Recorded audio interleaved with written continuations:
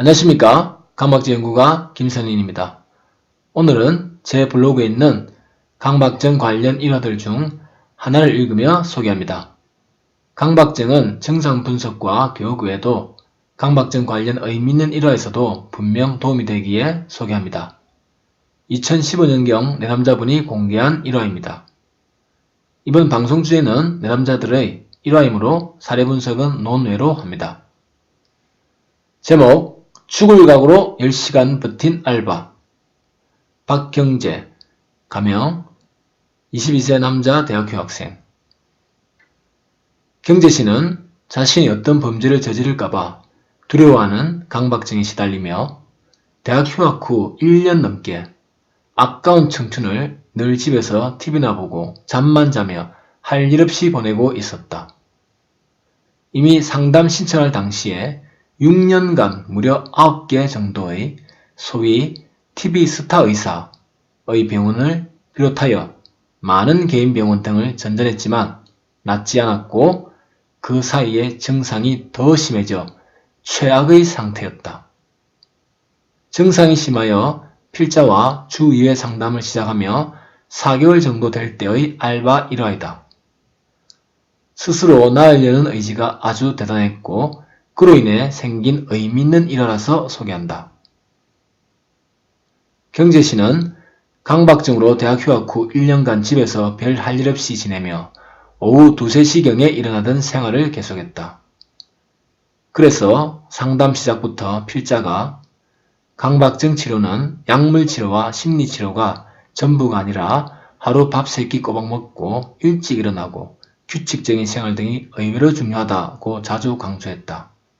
그랬더니 상담 1개월 후부터 스스로의 각오로 점점 일찍 일어나더니 상담 4개월쯤엔 새벽 5시에 일어나 집 뒷산에 올라가 2시간 동안 죽을 각오로 강박사고를 참으며 운동을 시작했다.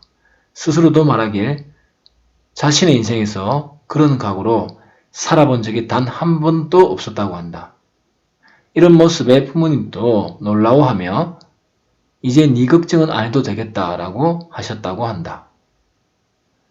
그런데 필자가 이미 휴학한 내남자에게 늘 하는 말이지만 원래 휴학생은 스트레스 상황이 없어서 집에서 있는 상황에서 호전이 되어도 그것은 나았다고 할 수 없다.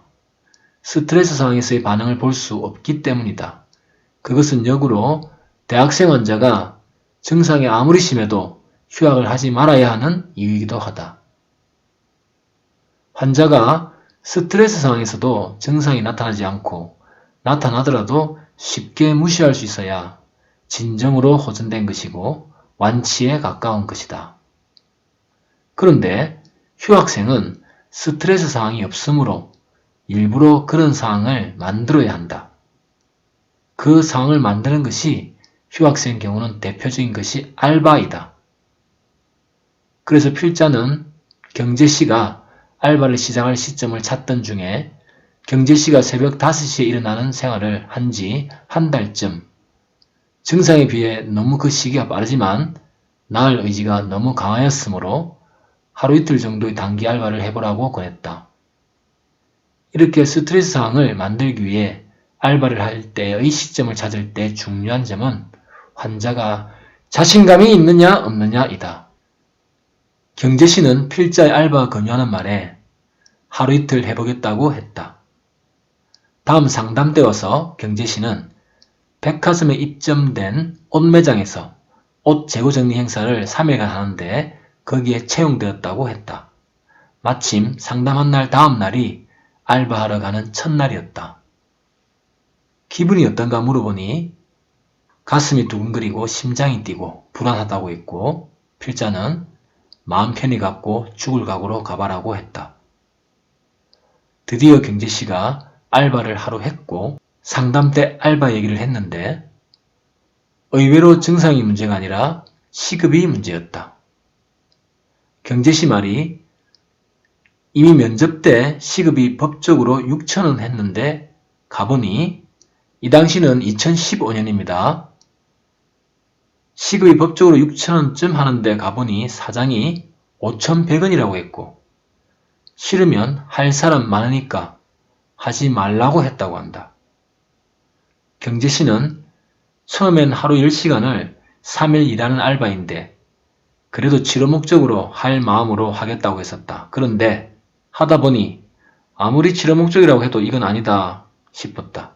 그래서 내일 알바를 가는데 사장한테 따지고 안 되면 때려치울 것이라고 했다. 경재씨가 평소 숫기 없고 내성적이라 필자가 그 말을 할 수 있느냐고 했더니 강박증과 하도 무시하며 싸워 생긴 강한 정신력 때문인지 할 수 있다고 했다. 며칠 뒤 다시 상담대 와서 어찌 됐냐고 물어보니 사장에게 따져서 의외로 원하는 대로 모든 조건을 다 들어주겠다고 했다 한다. 그리고 사장이 왜 그리 태도가 변했냐 했더니 놀랍게도 이유는 이랬다. 경재씨는 치료 목적으로 강박사고가 생길 때마다 무시하기 위해 죽을 각오로 매장을 쓸고 닦고 정리하고 무거운 짐을 몇 개씩 들고 혼신의 힘으로 현실의 일에 집중해서 했다고 한다. 심지어 다른 알바가 해야 할 구역까지 가서 일을 하고 왔을 정도였다.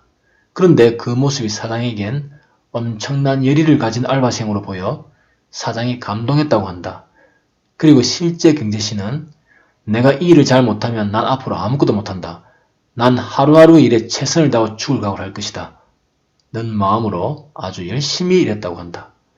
첫날 알바 10시간을 처음부터 끝까지 그리 보냈다고 한다. 그래서 사장이 다음날 시급 항의에 대한 그의 말에 모든 조건을 다 그가 원한 대로 해줬다고 한다. 오히려 사장은 내가 아주 오래 장사를 해봤는데 너 같은 알바는 처음 봤어. 열의가 느껴졌어. 제발 가지 마라. 고 애원을 했다고 한다. 그리고 채용 조건도 사실상 알바에서 정규직인 상태라고 했다. 다른 사람에게 듣기를 그 매장에서 알바가 정규직이 된 경우는 적어도 몇 년을 일해도 될까 말까 한 일이라고 한다. 비록 경재씨가 열심히 죽도록 10시간 알바를 한 목적은 사장이 원하는 바와는 달랐지만 분명한 것은 그런 투병 의지는 존경스러울 정도이고 그런 의지를 사회에서도 인정받을 정도로 승화시킨 것은 너무나 놀랍고 대단한 것이었다. 경재씨가 자신의 강박증이라는 인생의 큰 문제에 대해서 해결하고자 최선을 다하는 삶의 태도는 타 강박증 환자뿐 아니라 요즘 흔히 거론되는 3포 세대니 5포 세대니 모든 것을 포기하고 사는 같은 또래의 20대 대학생들에게도 분명 좋은 기감이 될 일이기도 하다.